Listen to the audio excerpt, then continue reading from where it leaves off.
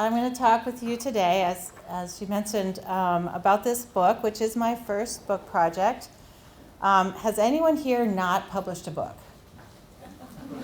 Okay, so I was in your shoes until May, and so I actually want to start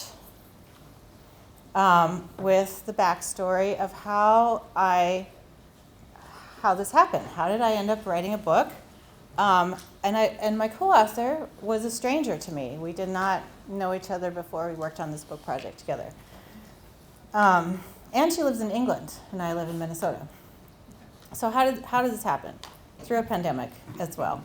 So in 1999 is the first time that Miri Song and I had contact. She was a job candidate at the University of Wisconsin, and I was a graduate student at the University of Wisconsin, but I was actually living in Seattle, where my husband at the time had his first job. And so I saw that she was coming as a job candidate, and I emailed with her, and we connected enough, but she didn't take the job, and I was in Seattle, and so that was kind of it. It kind of petered out after a couple emails. And we were aware of each other, but really had never, I don't even think we went to the same conferences. She's a qualitative researcher, and I'm a quantitative researcher. There's a big divide in sociology where people don't necessarily talk to people who have different methods and assume to have different approaches. So we're both interested in sort of the critical look, but it's assumed that a quantitative person wouldn't have that attitude. So in 2016, she emails me out of the blue. 17 years later, she's big into reading the literature. She's been following my work. I've been following her work. But she read an article that I wrote and thought it was good and said, hey, let's talk about, let's get together. Maybe we would want to collaborate. And then out of that, we realized that we were both on sabbatical in 2017. So she actually came to my cabin in Colorado. The first time we'd ever met, she came to spend 2 nights in my cabin. And so we're both, I'm just going to give us both credit for being extremely brave. But to talk about what we might want to do together. So I have always been an article person. She's always been a book person, but she does articles as well. So I'll share with you after this slide. I'll share with you what we talked about and how this project grew out of that first meeting.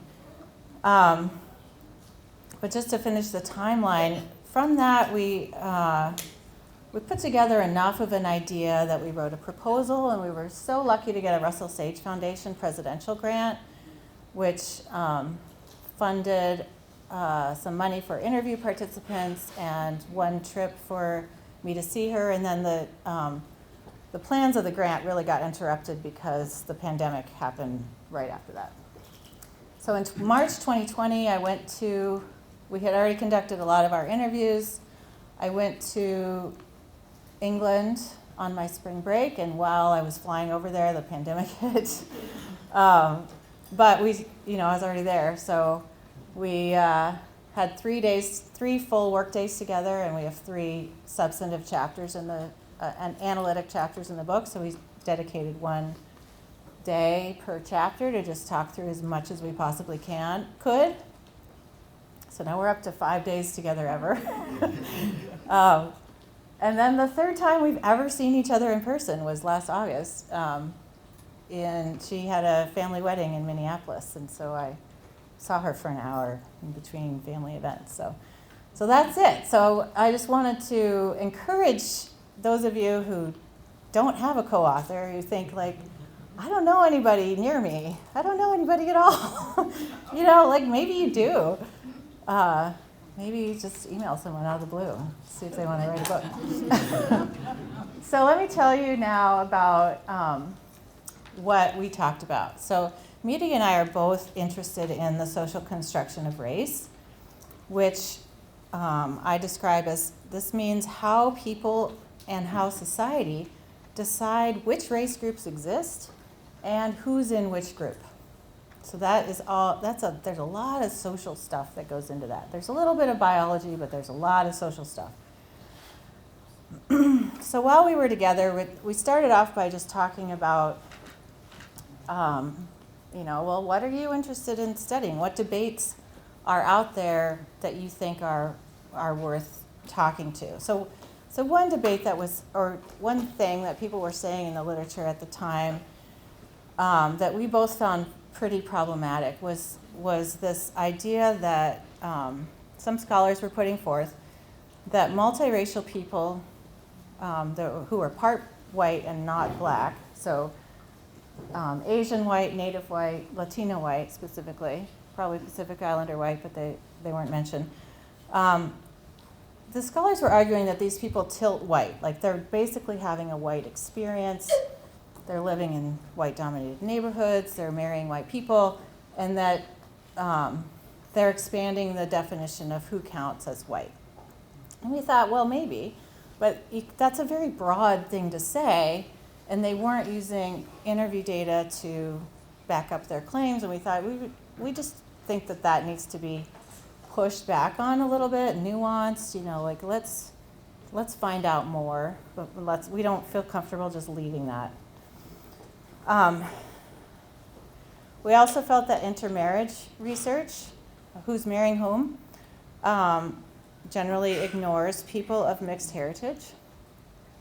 And we also felt that some scholars were assuming that minoritized racial identities, BIPOC racial identities, are minimized if the person has a white spouse. So other people were saying this, and again, we thought, well, maybe, but we want to dive into that and find out the nuances, push back about that a little bit. Another thing that people in the literature sometimes do is assume that if a race is reported for a child, that child actually identifies as that race and that child is being raised as that race. Again, just like a lack of complexity, feeling like we have a bit of information and therefore we know all these things.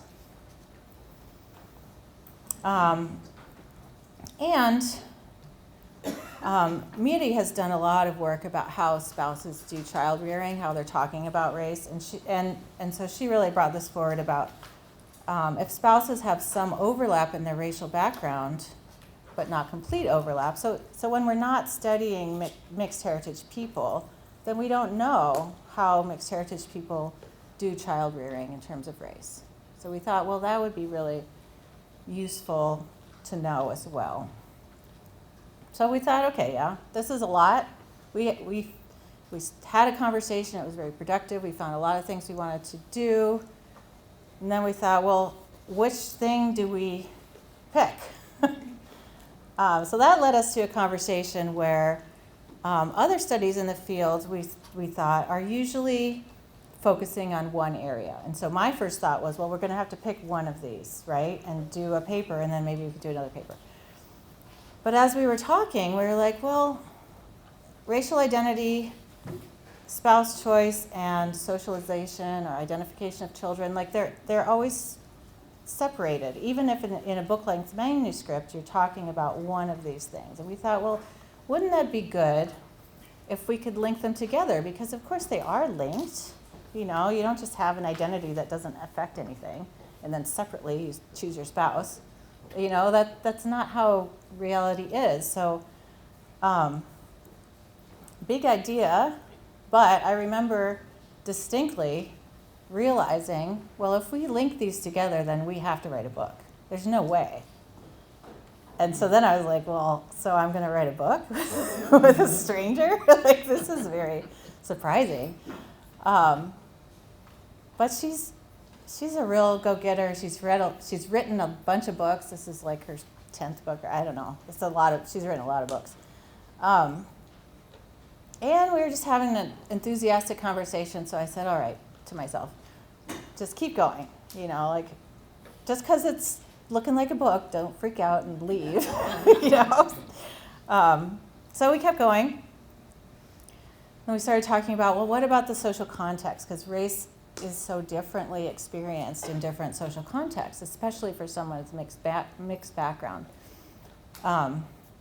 Most of my previous research has been focused on American Indian, Alaska Native people, which we're shortening to Native here, and how they're navigating race, and that is really different if you're up near a reservation or near a big community of other Native people versus not, like whether you're seen as Native, whether that's validated, all these different things.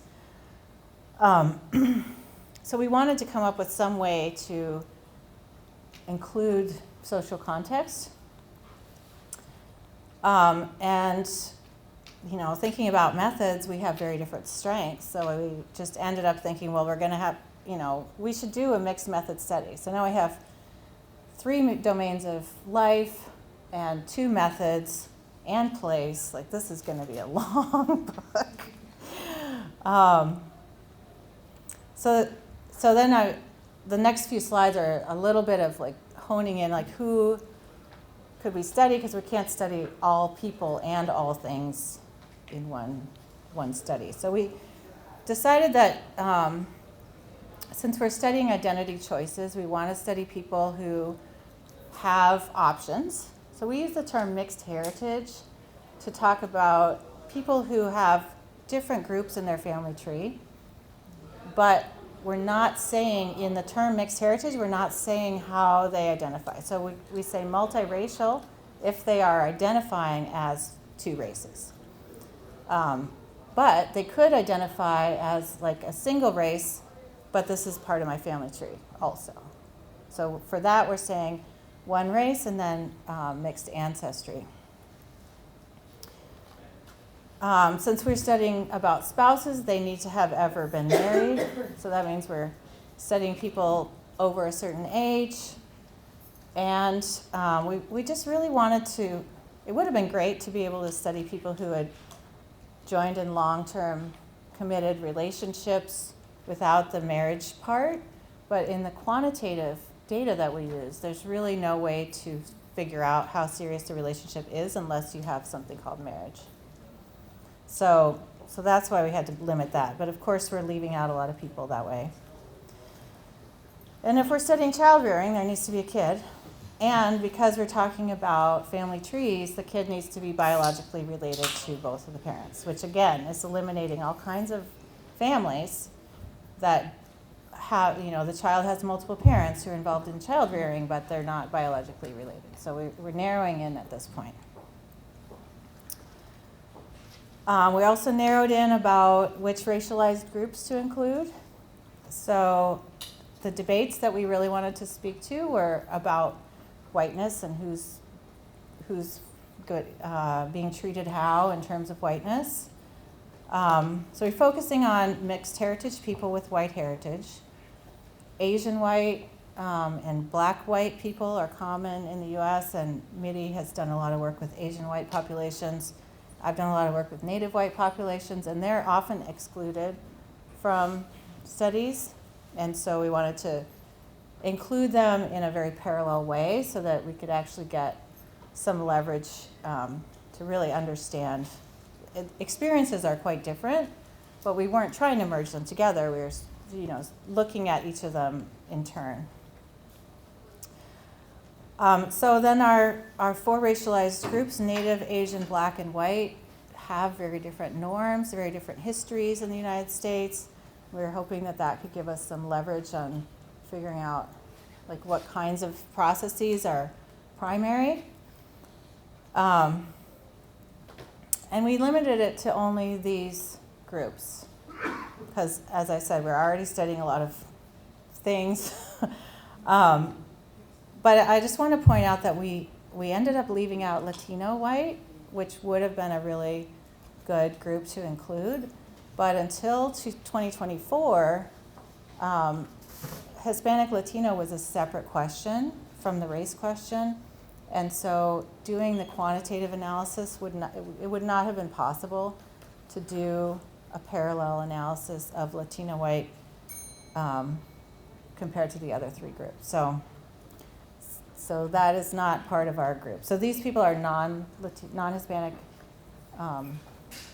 Asian white, black white, and native white. So just to summarize, in this book, we contribute to conversations about how race is socially constructed within families and impacting families. We link identity decisions to spouse choice and child rearing. We consider variation by place, and I'll show you a measure that we developed for this purpose. We weave together data from interviews and nationally representative sources, census and American Community Survey. And we include these three groups: native white, Asian white, and black white. Mixed heritage people, so not necessarily identifying as multiple race. So I have three methodological things I want to talk about, and then I'll jump into the results. The first is in the nationally representative data, so that's the census and American Community Survey. How do we identify people who have mixed heritage? How do you know from census if they have mixed heritage? Well, in the 1980 and 1990 censuses, up until 1997, the federal rule was that everybody had to pick one race. So it's not the Census Bureau's fault. They were just following the rule. But it was mandated that you had to pick one race. The Census Bureau had this other question. We call it the ancestry question. It said, what is this person's ancestry or ethnic origin? And it was a write-in question, and you could write in up to 2 responses were coded. So within that ancestry question, there is a stream of literature that works on how to take those ancestry answers and sort of translate them into race responses. And of course, there's lots of types of ancestry answers that are not indicative of a racialized group, or lots of people leave it blank, but you can get some information. So the information that's there, trying to translate that in. And so we have, from the early years, somebody who said, my race is white, but in the ancestry question, I'm going to put Muskogee Creek. And so then that's in there. And so then we know that they're saying to the federal government, I have mixed heritage. Starting in the 2000 census and then in the American Community Survey, the race question allows multiple responses, but we do also still have the ancestry question. So in these later years, there's 3 possible ways to identify in this study. You could say both races, or white with a native, Asian, or black ancestry, or racially native, et cetera, with a white ancestry. So it's messy, but so we can, if there are any results, then we could say, okay, then there probably are more results if the messy measure picked it up. Let me introduce you to the interview participants. We had 68 interviews with mixed heritage people. They each got a $20 gift card. Mary did most of the interviews. I did like 15 or 20 of them. They were done over Zoom or telephone because people were all over the country. Although a few were in person, I did some in person. We did a pre-interview survey where we asked these race and ancestry questions about themselves, their children, parents, and spouse. And then followed up on those with a lot of other questions as well in the interviews so that we could see, and we did find that people's ancestry responses were actually trying to represent mixed heritage. So that was helpful as a backup to that possibly very bad measure. So here's who we had. Not everyone reported both races, although all of the Asian white people reported both races. Most of the people who reported a single race went with the non-white race, but we did have one person who said that they were white race and American Indian ancestry. And then the third thing I wanted to just introduce you to before getting into results is how we took place into account. We developed a measure called the Racial Ethnic Spatial Context Indicator, or RESCI. And every county got classified into one of 5 categories. And how that happened was, for every county in 4 census years, 1980 through 2010, we found 28 pieces of information about the racialized history of the county, the racial composition of the county, like the percent of votes that went to the Democratic senatorial candidate. I mean, like all kinds of things. Everything that we could find about the county that we could find consistently for all of these places over this time.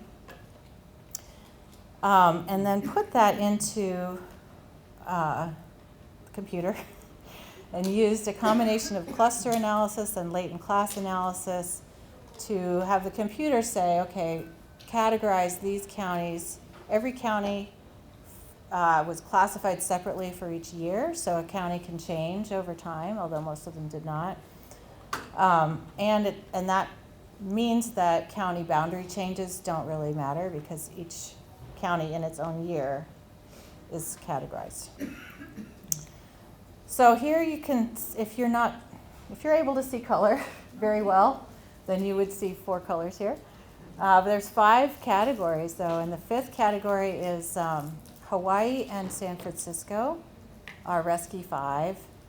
They're a very distinctive kind of place. But they're not the same as each other. So that just kind of highlights, like,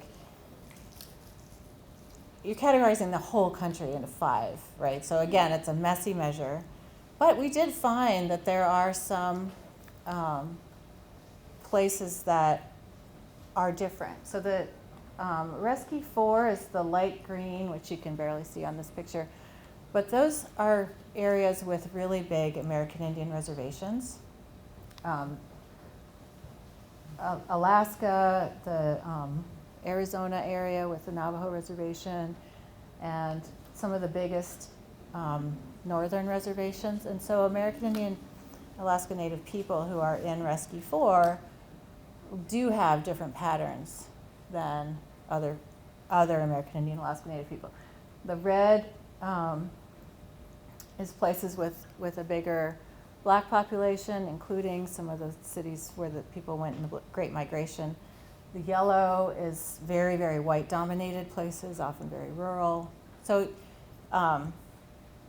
throughout the book, we use this measure in the quantitative and in the interviews to just give some kind of place-related context to what's going on. If you were interested in using this, so it's just a county level 5 category variable, it's coming out in the next month or so through the contextual determinants of health at ipums.org. So that'll be something that you could download and attach to your data if you wanted to try to use it. So let's get into the results. So first, looking at racial identification, the basic questions that we were looking at: how do people of mixed heritage identify? How does this vary by place? And if we know someone's race response, does that then tell us about their identity, or what? So this is showing first the 1980 and 1990 results, and you can see that the 3 groups have contrasting patterns of identification in 1980 and 1990. So almost all of the people who are both Native and white were reporting that as white race with Native ancestry, and that's a really big group. I don't know if you're aware of that. I was already aware of that. And most of the people who are reporting both Black and white heritage were reporting that as Black race with white ancestry. and more in the middle with Asian white. So this was before, back when you had to pick one. So as soon as people were allowed to pick multiple, both Asian whites and black whites really went towards picking multiple. So that is a contrast to what some in the literature would assume, is that everybody who's black and white has to just say black. No, a lot of people are going with black-white, as both races are how they identify. We still have the native folks dominated by the white race, native ancestry. And then the analyses that I'm doing later are within groups. So so even though these groups are different sizes, the size difference doesn't matter. We're just looking at what's going on within each of the groups. So here's the overall picture. You can see, I mean, it was such a big change to have the new way of asking the race question. Here's just one example of how the rescue thing works. You can see this is for native white racial identification. In Rescue 2, which is my hometown, Fort Collins, Colorado, is in Rescue 2. It's a very white space, although, you know, my brother is native and he lives there, so it's not like at least one native. But white dominated, lots of rural places. Really different kind of picture than in Rescue 4, where you have a lot. This is where the reservations are. So throughout the book, there's a lot more of this kind of breakout. So you can see that there are some places where it's different. Not all groups are in all places are different, but a little bit at least. So now just turning to the qualitative results. Most of our participants identified biracially, so just for this talk, I thought I'd lean into that. How do we interpret the biracial identification of mixed heritage people? So we found that in all three mixed groups, people who report both races have a wide variety of actual experiences. So just knowing that someone reports both races does not mean that you know their identity, is what we found. So these are 4 participants. I'll actually trace them through the rest of this talk. And they all identified with multiple races. Saskia is black-white. She says, I don't like using race as an identifier because I feel like there's so much more to a person than race. With being mixed, what I wanted most of all was a cultural heritage more than a racial heritage. Wendy, who also said black-white, said, I think being black was really important to me, always a part of me. In high school, I was part of the Black Student Union and things like that, but being biracial was the identity I most often shared. So even though they're both black-white, both women, both in the same generation, they're having really different experiences. Here we have 2 men, Alex and Aaron, both identifying native white. Alex's father was distanced from his own native background, and Alex yearned for a closer connection to his Navajo ancestry, he said. In our interview, I always wanted to be more Navajo.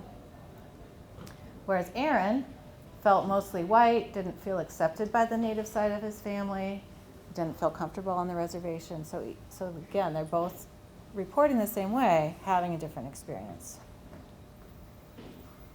Well, let me turn now to the spouse results. Do people of mixed heritage choose their spouses in patterned ways? That was one of our big questions. And then how can we interpret this spouse choice? Because we do have the interviews. So that it gets more complicated. So I'm just going to block this out and we'll look through it one at a time. But the overview answer is the way that a mixed heritage person identifies their own race is related to their marriage choice. And this could have all kinds of causal directions. It could be that they develop their identity, their spouse had separately developed their identity, and then they come together and that's something that they bond around. Or it could be that they're having a spousal conversation about it. Or it could be that one person fills out the form for everybody and that's why they kind of align. But here we can see that if a native white person reports themselves as white and white race with native ancestry, 97% of them are married to a white person. So if you just look at race, they're just a white couple, homogamy, not really surprising. And that's true for an Asian white person who's saying I'm white with Asian ancestry, or a black white person who's saying I'm white with black ancestry. They're predominantly marrying white people. So really that racial identification is part of, there's a correlation with their spouse choice. And here we have it emphasizing those people who reported a single race non-white. There's still lots of marriages to white people, but also the blue part is a marriage to someone of the same single race. So a black white person who says I'm black race with white ancestry, 76% of them marry a black person. So that identification with single race is doing something. Something's going on there. And then here we have the people who are identifying with two races, and they have a whole new color of bar. This green was in the other bars, it was so small you couldn't see it. If one person's identifying with multiple races, then the other person is a lot more likely to be identifying with multiple races. And that could be that they have a conversation about it, right? That if we're sharing this background and I see myself as single race and you see yourself as multiple race, like we're going to have some spousal fights about that until we like sort out what does it mean, you know. So that could be what's going on here. But anyway, we're seeing homogamy in an interesting kind of way. And these people who are in the green groups, they have the exact same. So it's Asian white married to Asian white, black white married to black white.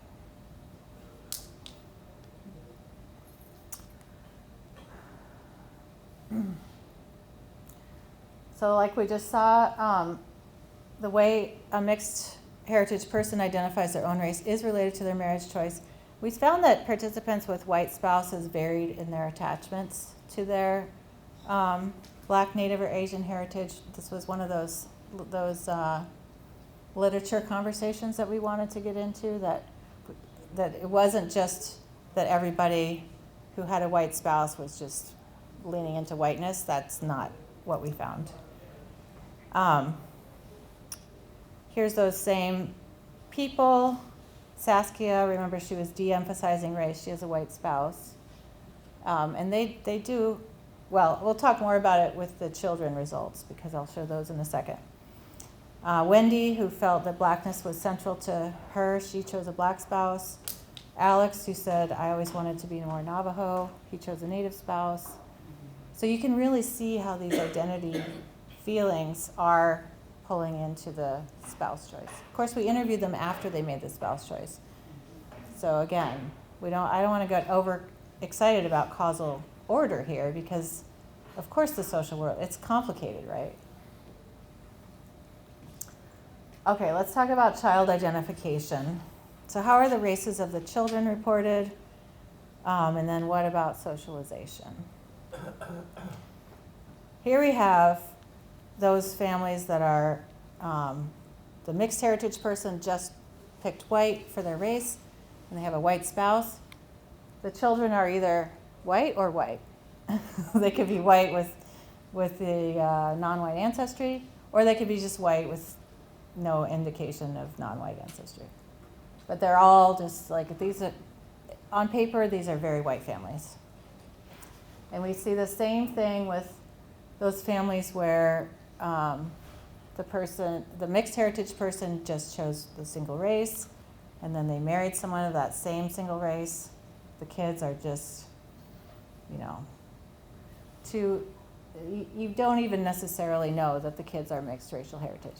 And for me, as a quantitative researcher, I think this is really important for us to know, quantitative researchers should know, just because they're reported as only Asian doesn't mean they don't have any non-Asian background.